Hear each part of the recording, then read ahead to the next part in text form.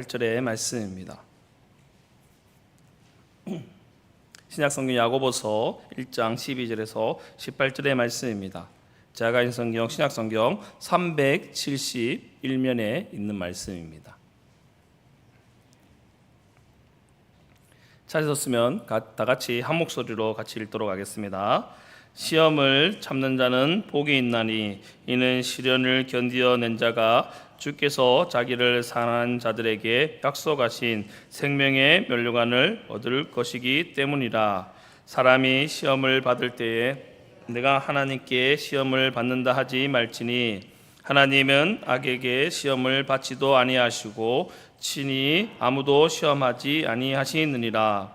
오직 각 사람이 시험을 받는 것은 자기 욕심에 끌려 미혹됨이니 욕심이 잉태한즉 죄를 낳고 죄가 장성한즉 사망을 낳느니라. 내 사랑하는 형제들아 속지 말라. 온갖 좋은 은사와 온전한 선물이 다 위로부터 빛들의 아버지께로부터 내려오나니 그는 변함도 없으시고 해전하는 그림자도 없으시니라.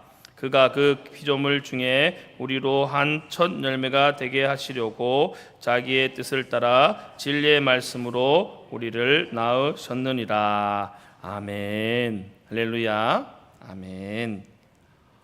우리가 읽은 야고보서의 말씀은 잘 아시는 야고보 중 우리 예수님의 제자 야고보가 지은 성경입니다. 야고보는 약 AD 60년경에 순교했다라고 얘기합니다. 그래서 하나님 은혜 가운데 이 특별히 이신칭의의 교리에 대해서 가르치자 로마서를 기록한 그 믿음으로 살아가는 것에 대해서 행위에 대해서 이 야고보서를 항상 얘기합니다. 초기에는 이 야고보서는 왜 믿음을 강조하지 않고 날마다 행위를 강조할까에 대해서 고민이 참 많았습니다. 그런데 많은 학자들 현대에 와서 많은 학자들이 이 야고보서는 믿음을 전제로 해서 믿음이 없이는 그 행위가 나을 수 없다라고 분명히 고백하고 있습니다. 오늘 이 새벽에 나오는 우리 성도님들, 우리의 모든 행동들은 하나님의 은혜를 위하여 하나님의 믿음을 위하여 행하고 있다는 사실을 꼭 믿으시기를 바랍니다. 오늘 이 새벽에 나올 수 있는 것도 어떻습니까? 바로 하나님이 은혜 주셨기 때문에 나올 수 있는 것입니다. 여러분, 이 발걸음을 인도하시는 분은 하나님이십니다. 이 새벽에 일어나고 나오고 하나님께 기도하는 것들, 어떻게 보면 참 힘든 일이고 어렵습니다. 하지만 우리가 감당하는 것이 아니라 하나님이 힘 주셨기 때문에 감당할 수 있다는 사실을 꼭 믿으시고 이 믿음의 자리, 은혜 자리에 항상 끊임없이 나오는 귀한 성도 되기를 간절히 바랍니다. 오늘 우리 읽은 야고보서 1장 12절 18절의 말씀은 우리는 왜 고난을 당하는가 이러한 문제에 대해서 조금의 해답을 보여주는 본문이 바로 오늘의 말씀입니다. 오늘날까지 많은 사람들은 이러한 고민을 하고 있습니다. 왜 의인들이 고난을 당할까? 왜 하나님을 잘 믿는데 왜 어려운 힘을 당하고 어려움을 당하고 어떻게 보면 병도 내 가운데 다가와서 이런 힘든 일을 당할까에 대한 많은 고민을 가지고 있는 것을 볼 수 있습니다. 또 어떨 때는 오직 하나님 뜻대로 살려고 몸부림치는 성도들 가운데 이 문제 때문에 힘들어하고 부딪히고 넘어지는 경우도 더 나아가 절망하거나 힘들어하는 경우도 볼 수 있습니다. 오늘 우리가 읽은 이 야고보서 본문에서 오늘 우리 성도들에게 분명하고 정확한 답변을 통해서 하나님의 격려가 되는 말씀을 오늘 본문에서 하고 있다는 것입니다. 본문에서 야고보 사도는 모든 시험은 본질적으로 사람의 탐욕과 욕심에서 비롯되므로 그것은 오직 하나님이 우리에게 시험 주시려고 우리에게 어려움을 주시려고 주신 것이 아니라 모든 믿음의 가정 가운데 하나이니 그 고난을 끝까지 참는 자에게 무엇을 주십니까? 생명의 면류관을 허락하시겠다라고 말씀하고 있는 것입니다. 이것이 오늘 우리가 읽은 본문 말씀의 핵심의 말씀입니다. 야고보서 1장 12절 말씀 다 같이 한번 읽어볼까요? 다 같이 한번 읽겠습니다. 시험을 참는 자는 복이 있나니 이는 시련을 견디는 자가 주께서 자기를 사랑하는 자들에게 약속하신 생명의 면류관을 얻으시기 때문이라. 아멘. 여러분, 우리는 생명의 멸류관을 다 받은 자라는 사실을 꼭 믿으시기를 바랍니다. 오늘 본문을 보면서 때로는 우리 가운데 어려움을 규명하기 어려운 고난도 겪게 되고 또 좌절할 경우도 있습니다. 하지만 하나님을 믿는 성도들은 고난의 의미를 바로 알고 불처럼 혹독한 시련이 닥쳐올다 할지라도 이를 견뎌내야 할 것이라고 분명히 기록하고 있습니다. 우리들이 거룩하고 경건한 신앙생활을 하기 위해서는 또한 우리 자신들이 하나님을 믿는다고 말로만 하는 자가 아니라 더 나아가 하나님을 신뢰하고 하나님을 의지하는 자라고 말하는 자라면 우리의 모습을 잘 돌아보아야 할 것입니다. 또한 우리에게 시험이 다가올 때 그 시험을 오직 하나님의 말씀으로 이기는 귀한 성도 되기를 간절히 바랍니다.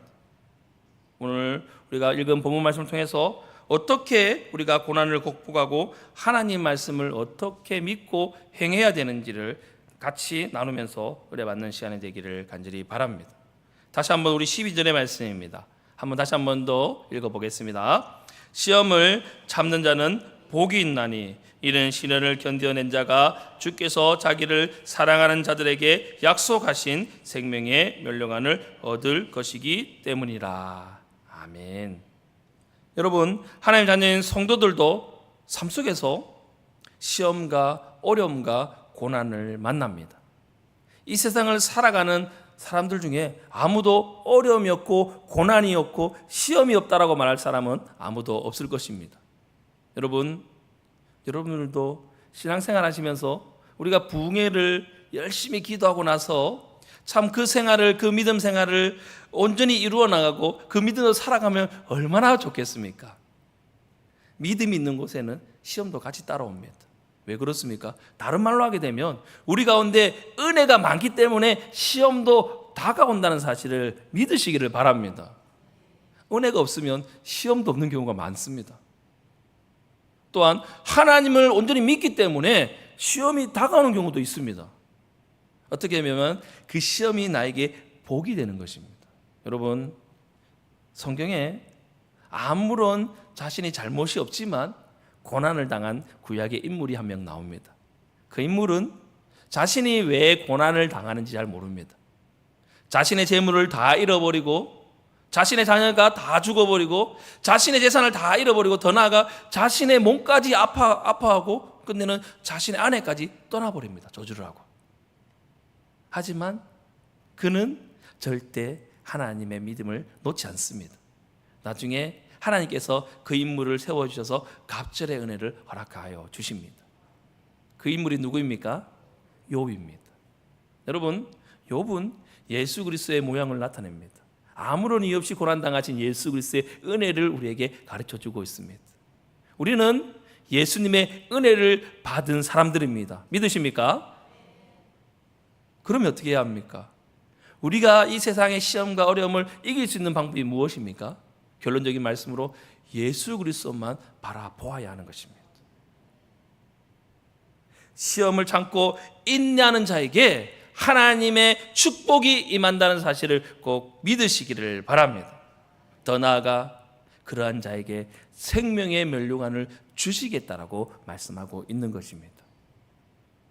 여러분, 이 자리에 있는 분들, 우리가 생명을 멸류관을 얻기 위해서는 그 앞에 무엇입니까? 시험을 참는 자들, 이런 시험을 견디는, 시련을 견뎌내는 자들, 끝까지 오래 참고 끝까지 기다리는 자에게 생명의 멸류관을 주신다는 것입니다.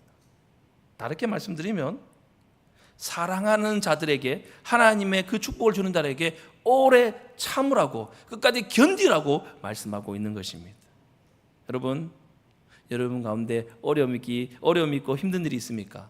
그것은 나에게 하나님이 은혜를 주시려고 예비하고 있다는 사실을 믿으시기를 바랍니다.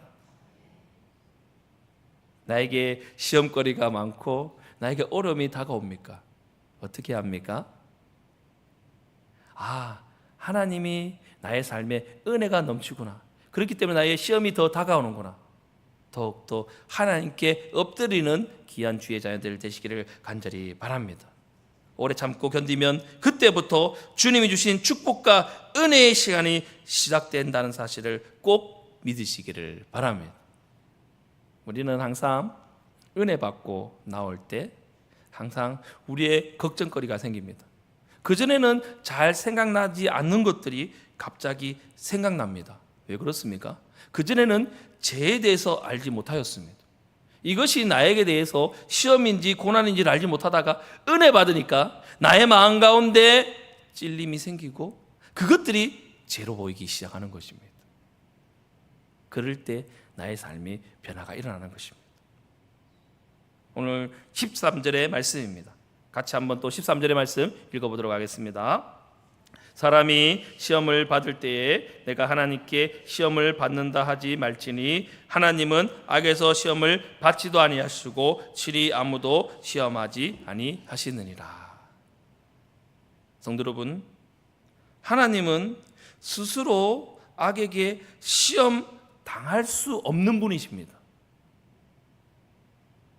또 친히 사람을 시험하는 분이 아니십니다.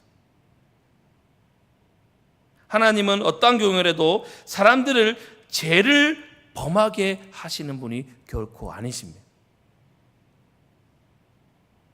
그럼 왜 우리 가운데 시험과 어려움이 다가옵니까? 여러분, 죄는 매우 하나님이 보시기에 악한 일입니다. 하나님은 우리 가운데 이 시험을 통해서 우리가 죄를 범하기를 원하고 있지 않으십니다. 구약의 사건들과 신약의 사건들을 쭉 보시면 하나님은 죄에서 우리들이 해방되고 죄에서 자유함을 얻도록 여러 방법을 우리에게 제시해 놓고 있습니다. 죄로 인해서 죽을 수밖에 없는 인생들을 하나님 은혜 가운데 나아오도록 많은 길을 열어놓아 주었습니다. 우리 하나님은 우리가 죄를 범해서 그 자리에 죽길 원하고 있지 않으십니다. 오 예배 때 배우셨지만 우리가 5대 제사와 7대 절기를 보면 하나님은 우리가 죄를 지었으니까 죽으라고 내버려 두지 않으십니다. 죄를 지어서 그 인생들이 점점 사망의 길로, 어둠의 길로 나아가는 것을 다시 돌이켜 주님께 돌아올 수 있는 방편을 허락해 놓으셨습니다. 그런데 가끔 보면 성도들은 가끔 자신의 시험과 어려움을 당한 것 때문에 낙심하고 절망합니다. 하지만 분명한 것은 하나님께서 주시는 시험은 결코 우리가 죄를 범하기 위해서 주시는 것이 아니라 우리의 신앙을 더욱더 견고하시기 위한 것이라는 사실을 꼭 믿으시는 은혜가 있기를 간절히 바랍니다. 그럼 왜 사람들은 죄를 범하고 시험을 받습니까? 결론적인 말씀은 우리의 믿음을 더욱더 견고하기 위해서입니다. 어떻게 보면 앞에도 말씀드렸지만 믿음이 있는 사람들에게는 시험거리가 많이 보입니다. 그전에는 보이지 않는 것들이 나에게 은혜 받으니까 그 모습들이 보이는 것입니다. 여러분, 우리 가운데 죄가 어떻게 진행되는지 알고 계십니까? 죄는 먼저 우리에게 다가와서 우리를 유혹합니다. 어떻게 유혹합니까? 우리 마음 가운데 하나님의 말씀을 멀어지게 하고 하나님의 사랑을 가려서 점점 죄의 길에 걸어가도록 우리를 유혹합니다. 이 유혹하는 거리들은 너무나 많이 있습니다. 그것이 우리의 삶의 문제일 수도 있고 건강의 문제일 수도 있고 자녀의 문제도 있고 아니면 이웃과의 관계일 수도 있습니다. 중요한 것은 이 죄와 시험으로 인해서 점점 가라져서 하나님이 없다고 말하고 믿음에 대한 불신을 가지게 되고 구원에 대한 우리의 믿음이 흔들리게 한다는 것입니다. 이런 사람들이 왜 죄를 범합니까? 오늘 야고보서 1장 14절에 이렇게 말씀하고 있습니다. 같이 한번 읽어보겠습니다. 오직 각 사람이 시험을 받는 것은 자기 욕심에 끌려 미혹됨이니. 오직 각 사람이 시험을 받는 것은 무엇 때문입니까? 자기 욕심에 끌려 미혹됐다라고 말씀하고 있는 것입니다. 오늘 말씀해 보면 끌려라는 단어를 사용하고 있습니다. 이 끌려라는 단어는, 이 단어를 정확하게 얘기하면 억지로 세게 잡아 당긴다는 말입니다. 여러분, 제 유혹은 우리 가운데 가볍게 오지 않습니다. 유혹할 때 세게 잡고 우리를 끌어들입니다. 우리가 방심하면 어떻게 됩니까? 넘어집니다. 죄라는 습성은 그렇습니다. 한번 용납하면 계속 넘어집니다. 그 뒤에 욕심에 끌려 미혹됐다라고 말합니다. 미혹됐다는 무엇입니까? 게임을 당하거나 그것에 기만을 당한, 이 속임수에 속았다라고 얘기하는 것입니다. 하나님이 없다, 하나님 말씀이 없다, 우리가 하나님이 없는 인생을 살아갈 수 있다라고 우리를 거짓말하고 기만하고 속였다는 것입니다. 무엇 때문에? 우리 욕심 때문에. 여러분, 욕심을 인하여 하나님이 아닌 다른 것에 마음이 끌려가지 마시기를 바랍니다. 여러분, 우리는 욕심을 가지고 있습니다. 하지만 거룩한 욕심을 가지시기를 바랍니다. 거룩한 욕심은 무엇입니까? 내가 하나님께 더 기도하고 싶고, 내가 더 하나님의 말씀을 듣고 싶고, 내가 더 하나님께 나아가고 싶고, 내가 다른 사람들보다 더 하나님의 은혜를 받고 싶습니다. 이러한 거룩한 욕심은 가지시기를 바랍니다. 하지만 일반적인 욕심은 무엇입니까? 이 자리가 좋사오니 오늘은 새벽에 안 나가더라도 오늘 담임 목사님 안 계시니까 조금 더 누우면 좋겠다. 우리 담임 목사님께서는 지금 일정이 있으셔서 우리 강사님과 함께 또 사모님과 함께 출타 중에 계십니다. 그럴 때 우리는 어떻게 합니까? 더 그 자리를 지켜야 합니다. 우리의 마음을 조금씩 파고드는 것들이 있습니다. 처음에는 그것이 단순하게 보이고 작은 것처럼 보이지만 그것들로 인해서 우리는 넘어집니다. 한번 넘어지면 어떻게 됩니까? 계속 넘어집니다. 여러분, 거룩한 욕심을 가지시고 우리의 거짓된 욕심은 다 버리는 은혜가 있기를 간절히 바랍니다. 만약에 우리가 마음의 근본적인 문제를 해결하지 못한다면 우리 가운데 무서운 형벌이 있다는 사실을 기억하시기를 바랍니다. 야고보서 오늘 1장 15절의 말씀입니다. 같이 한번 읽어보겠습니다. 욕심이 잉태한즉 죄를 낳고 죄가 장성한즉 사망을 낳느니라. 사랑하는 성도 여러분, 우리의 마음속에 욕심을 인해서 계속해서 이 상이 좋다 그냥 이대로 지내는 것이 좋다라고 계속 죄를 범하게 되면 야고보는 이렇게 얘기합니다. 욕심이 잉태한즉, 잉태했다는 말이 무엇입니까? 내 안에 가지고 있다는 말입니다. 엄마가 아이를 베듯이 나의 안에 가지고 있다는 것입니다. 우리가 욕심을 인해서 무엇을 가지고 있습니까? 죄를 계속 가지고 있다는 것입니다. 다른 말로 해서 거듭나지 못한 삶을 살아가고 있다는 것입니다. 여러분은 한번 여러분 마음 가운데 고백을 드리기 바랍니다. 나는 하나님 은혜로 거듭난 사람이다. 거듭나지 못하면 죄로 인해서 계속적으로 넘어지고 욕심을 해서 넘어지고 더 나아가 욕심이 잉태한즉 죄를 낳고 죄가 장성한즉 사망을 낳느니라. 우리 마음 가운데 거듭나지 못한 삶을 살아가면 최후에는 사망으로 이른다는 사실을 꼭 기억하시기를 바랍니다. 최후의 결과는 사망을 낳습니다. 하나님이 없는 사람, 하나님에 대한 믿음이 없는 사람, 확신이 없는 사람, 하나님 대한 것보다 마음에 욕심이 가득한 사람은 사망으로 이른다는 사실을 기억하셔서 더 이상 사망의 자리에 있지 마시고 하나님의 은혜의 자리에 나오는 귀한 성도들 되기를 간절히 바랍니다. 그런 자들이 하나님께 나오고자 야고보는 1장 16절에 내 사랑하는 형제들아 속지 말라라고 말하고 있는 것입니다. 여러분, 주위에 사랑하는 자녀들, 사랑하는 가족들이 있습니까? 그 자녀들이 속지 않도록 속히 믿음을 전하는 은혜가 있기를 간절히 바랍니다.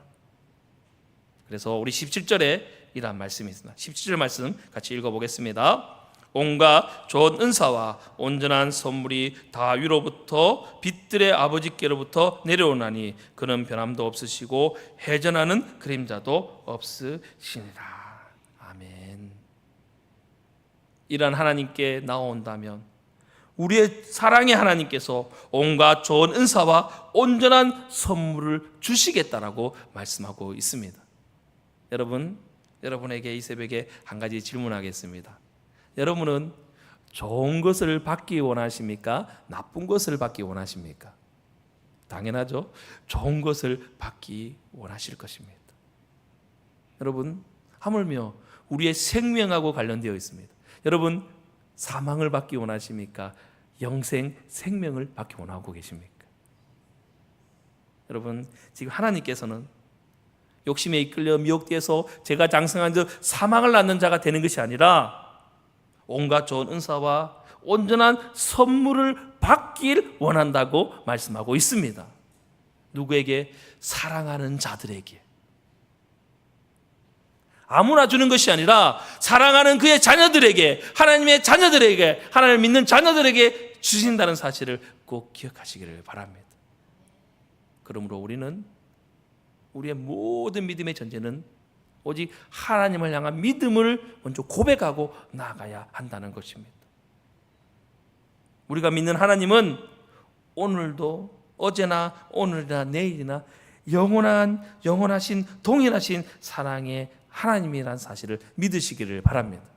그래서 야고보서에서 오늘 이렇게 고백하고 있습니다. 그는 변함도 없으시고 해전하는 그림자도 없으시니라. 여러분, 그림자가 보신 적이 있습니까? 태양이 떴을 때 그림자 생겼다가 지면 사라집니다. 우리 하나님은 잠시 있다가 사라지는 그런 분이 아니십니다. 어제나 오늘이나 내일이나 언제나 동일하신 하나님이시라는 사실을 꼭 믿으시기를 바랍니다. 그 하나님께서 우리에게 온전한 은사와 온전한 선물을 주시기를 원하고 있습니다. 바로 어떠한 자들에게 주시냐면 18절의 말씀입니다. 오늘 마지막의 말씀입니다. 같이 한번 읽어보겠습니다. 그가 그 피조물 중에 우리로 한 천 열매가 되게 하시려고 자기의 뜻을 따라 진리의 말씀으로 우리를 낳으셨느니라.